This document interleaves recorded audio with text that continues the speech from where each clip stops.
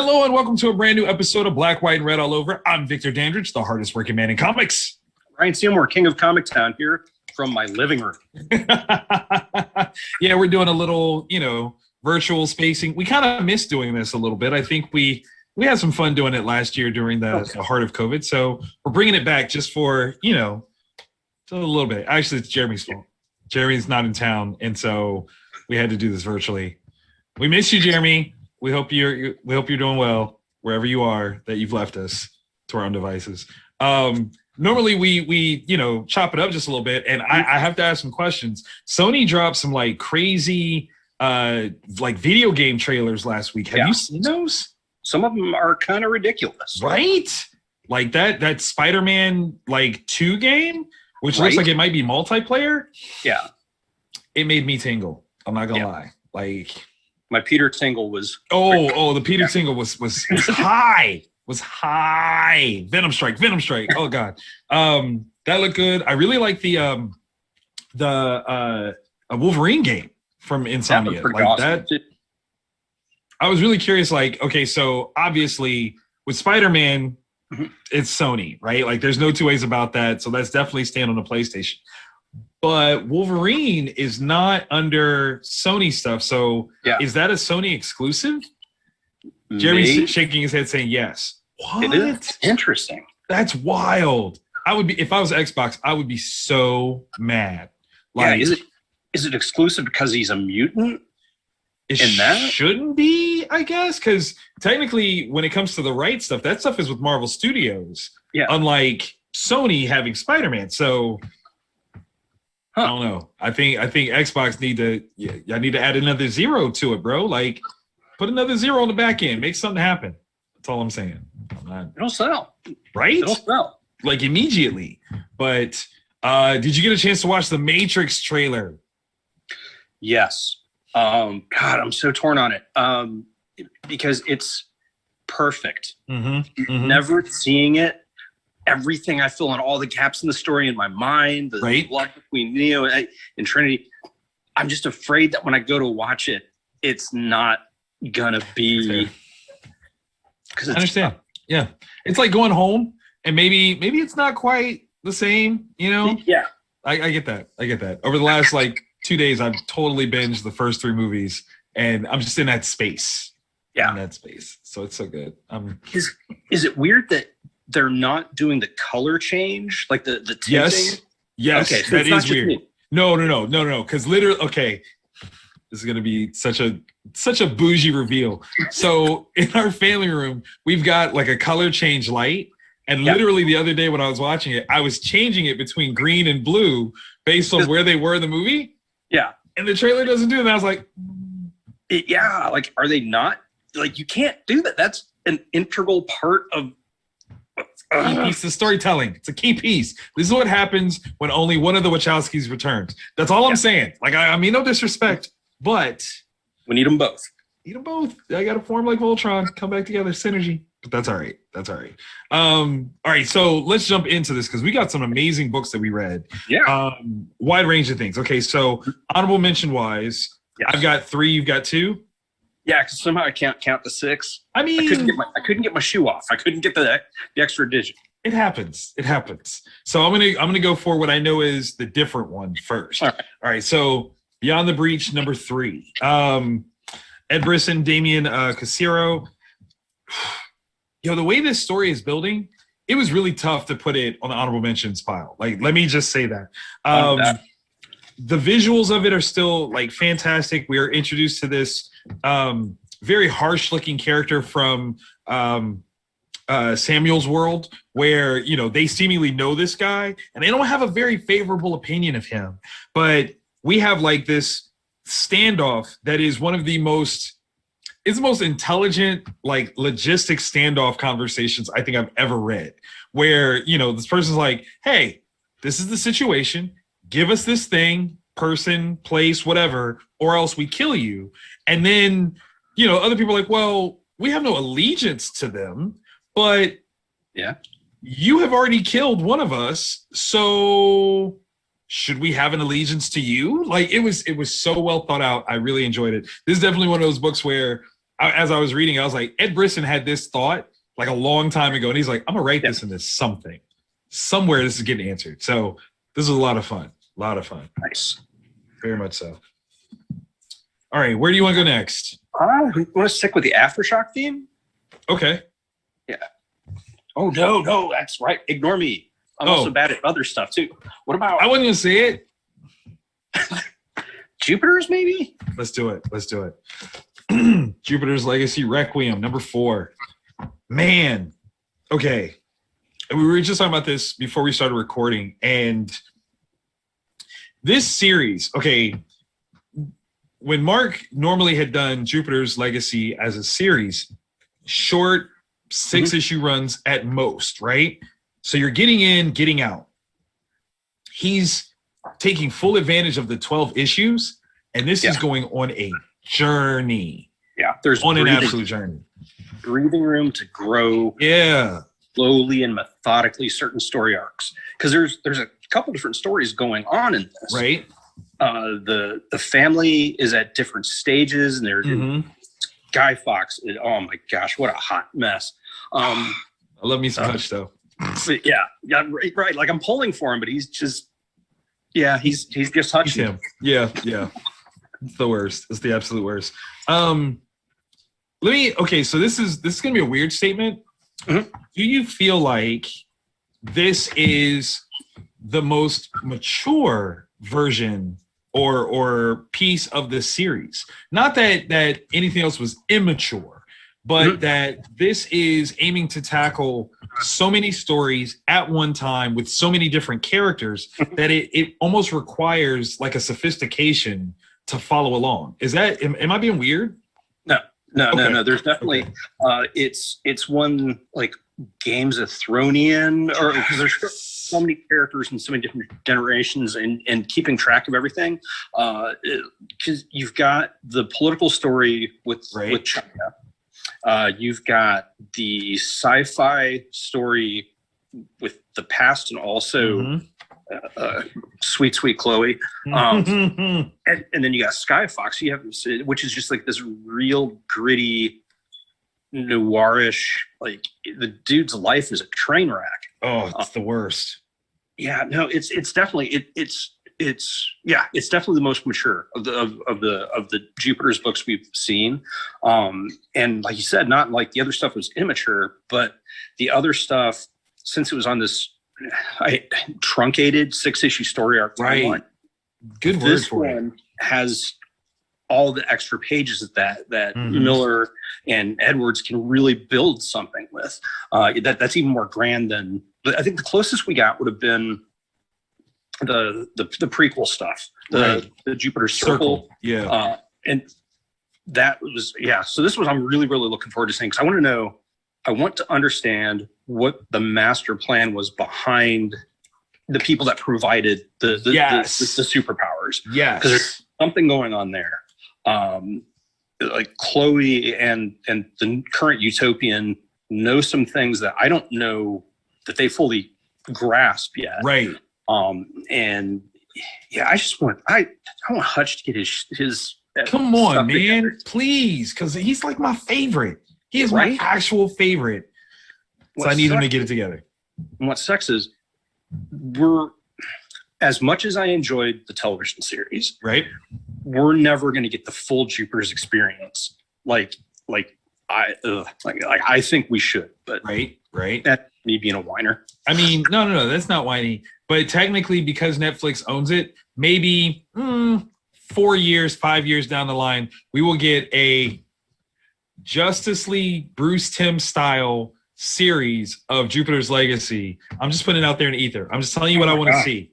It's just because that gets around so many of the obstacles. You still have the same voice actors. That's all I'm saying. I'm just on it. I'm just please. That's all I'm saying. Make it this go. All right. So not last on our honorable mentions, Nobody's Child. This one, this was an interesting one. I like the cover a lot, which is why I grabbed it. Behemoth Comics, Rossi Barallo. The story is interesting. Yeah. 'Cause based on the title alone, I did not expect this to be about a rhino, like a legitimate like African Serengeti wandering rhinoceros. Yep. So that was not off-putting, but it was surprising. It was definitely surprising. Futuristic story with very strong, fantastic hints where many of the world's diseases have been cured. With you talk about like an ancient, like I don't know, native medicine. Like, oh, rhinoceros horn actually works. Well, from this particular species, it does. Right. And yeah, it's got this sort of like Blade Runner-y quality because we're down to the last rhino, the last living white rhino, and there are people that want it for whatever badness. Yeah, and it's a story about this dude just trying to keep the rhino alive, which is weird. It's almost like this like Sisyphean effort that eventually the rhino is going to die. It's got to.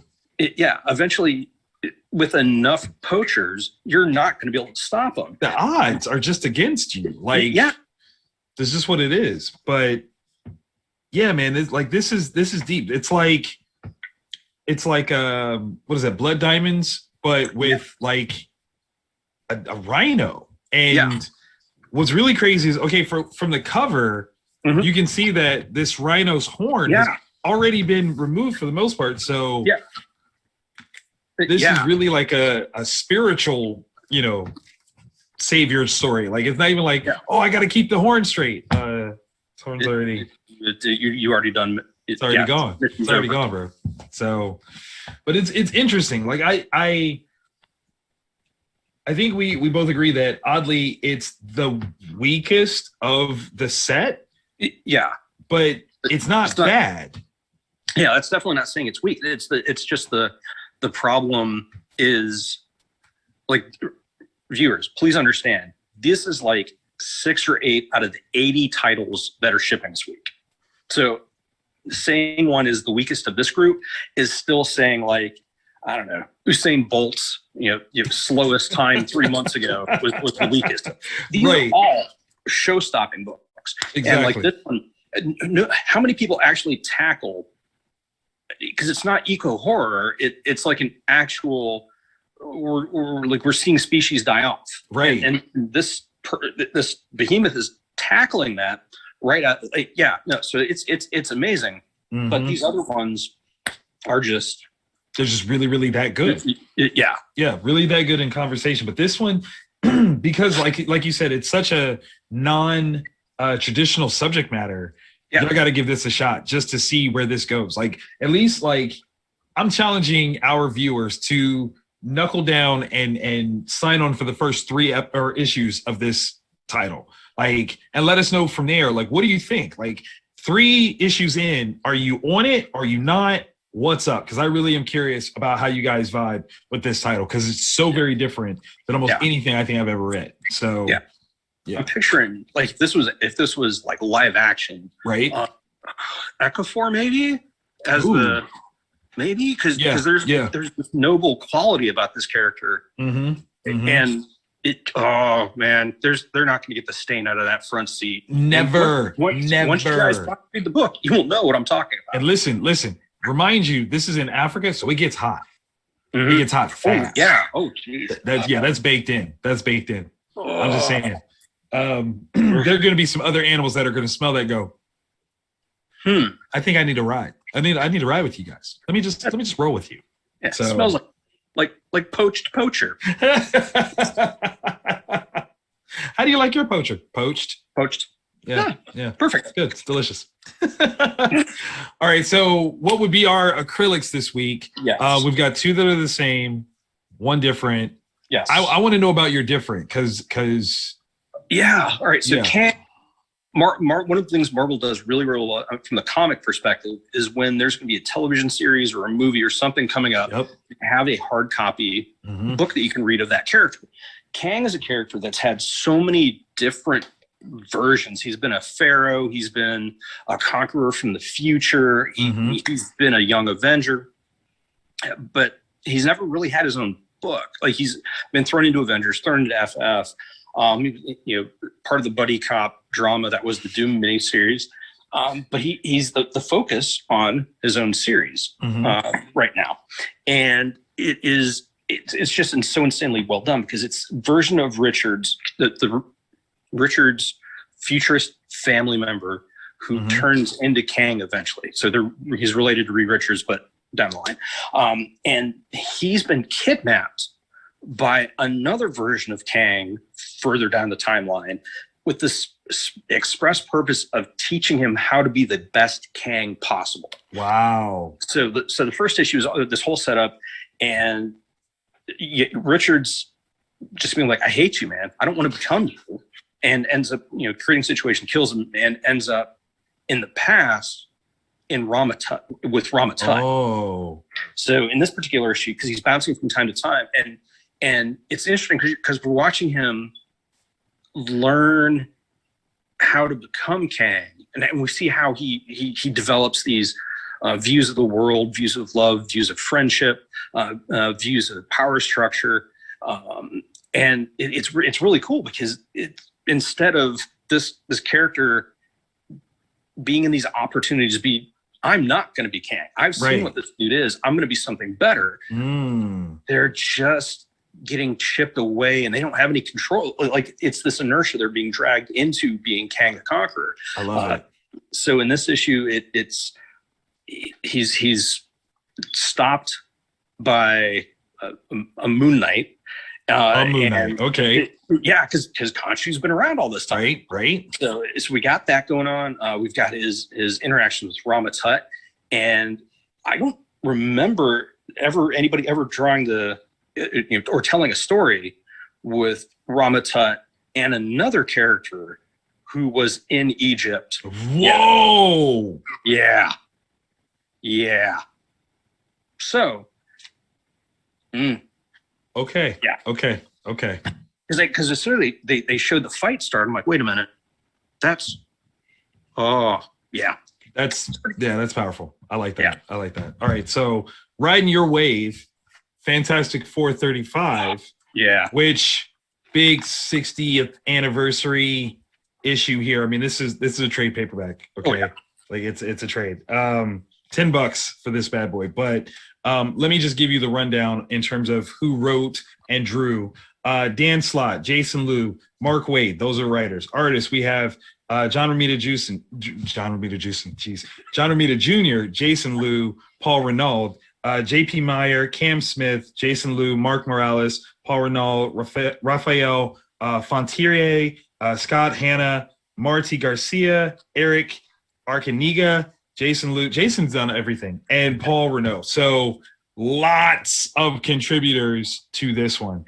But it starts off with this very interesting piece where we see multiple versions of Kang plotting something where there's something that they need to get. And when I say multiple versions, we are talking about this hidden place in time. It's Rama Tut, it's Scarlet Centurion, it's Kang, it's Immortus, and a new iteration that we've never seen before. Oh, that's not good for the world. And I'll tell you, like you said, Kang having his own series, that's kind of a nice little lead in. The idea of Kang and the Fantastic Four.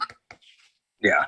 There were a number of new dates announced just recently by Disney and Marvel Studios. So maybe one of those might be Fantastic Four. So I know first after credit scene that has FF or first after credit scene that has Kang. I'm crying.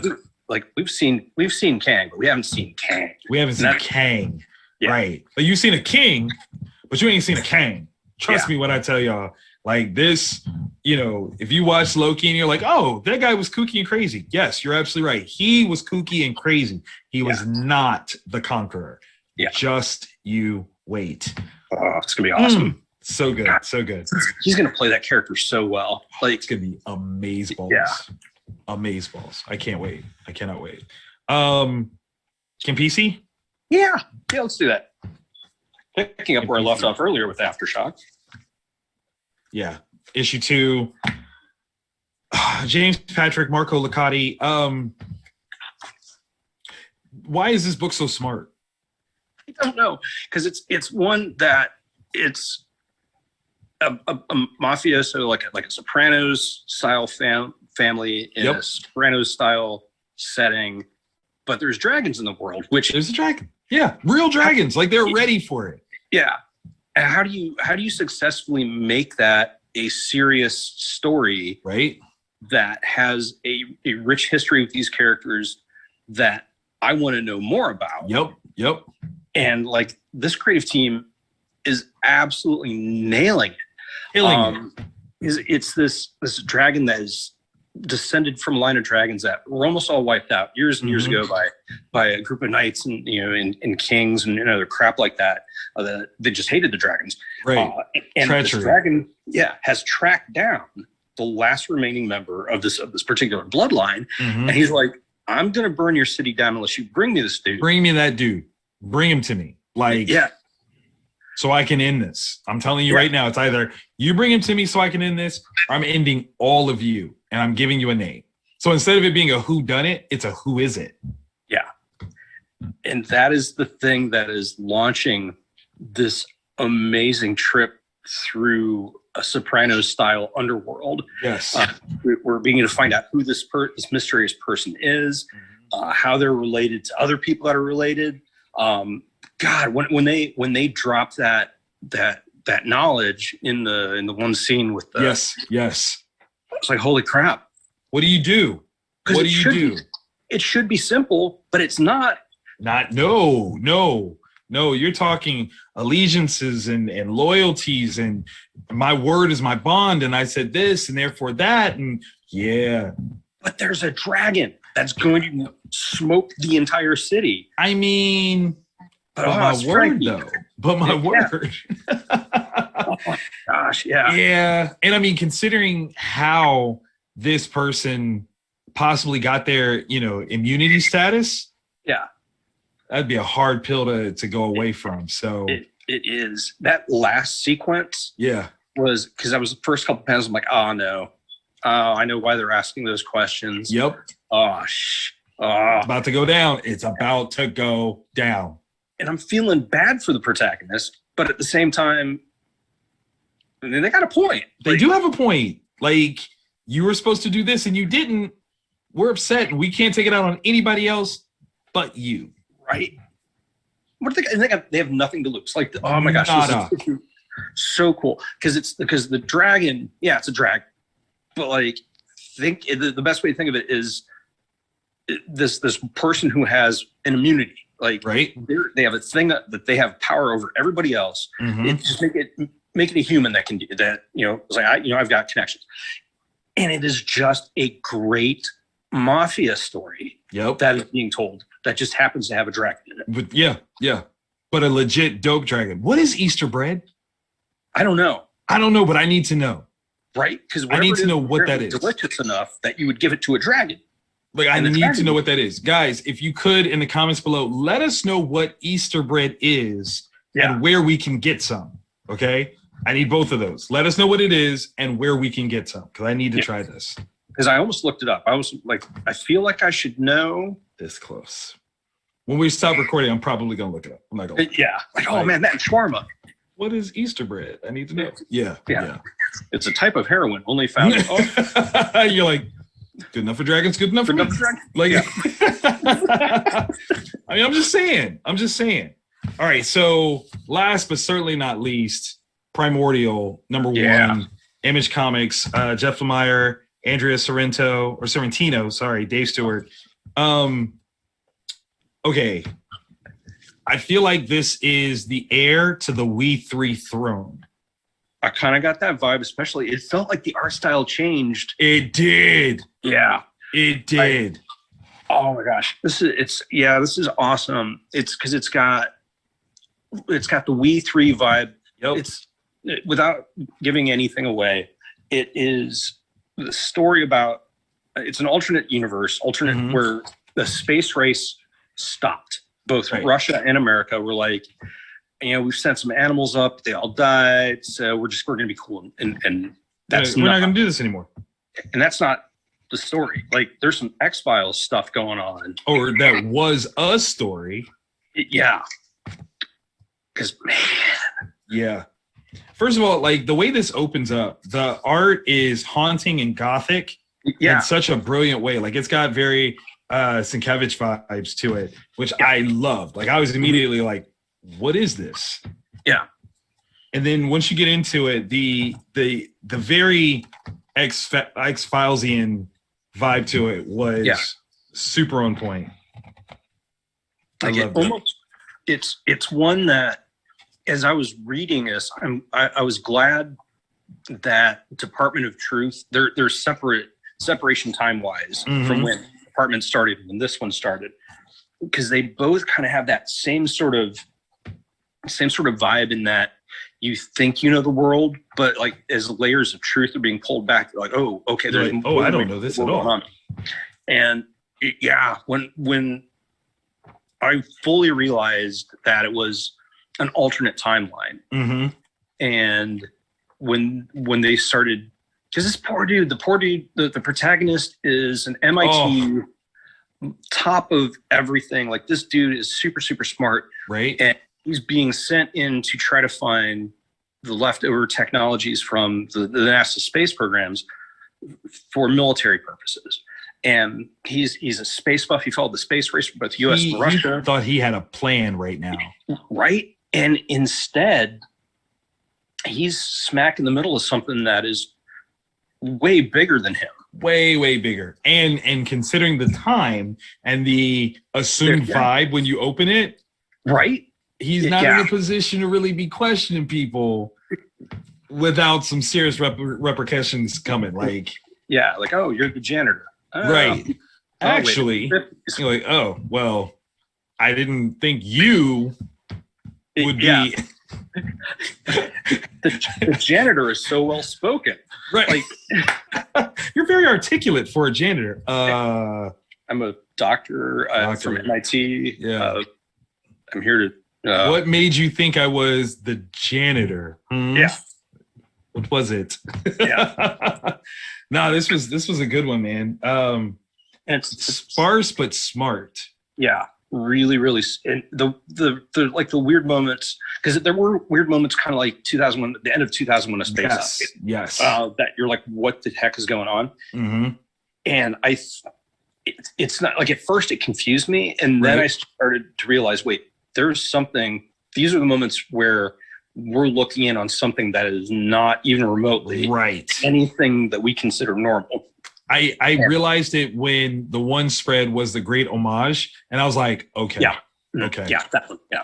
Yep. That's when I was like, now I see. You're to expand your mind on what this is, because that's what that is. So this was a good one.